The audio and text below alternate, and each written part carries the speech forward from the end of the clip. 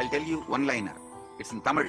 உன் புருஷனுக்கு சொல்லி வையே அனாவசியமா என் ரூட்ல கிராஸ் பண்ண கூடாதுன்னு. பையனுக்கு வயசு 14.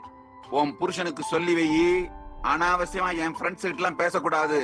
நான் எங்க போற வரேன்னு வேவு பாக்குற வேலை வச்சுக்க கூடாது. பையனுக்கு வயசு 17.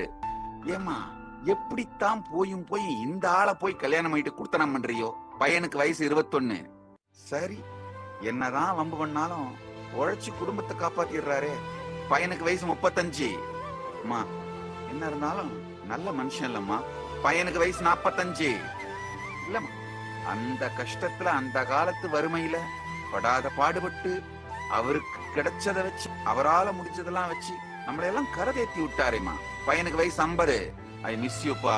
பையனுக்கு வயசு 60. இங்க நான் எதையும் சரி தப்புன்னு சொல்லல. Listen, the voice in your head is not original creation. It is a product of conditioning.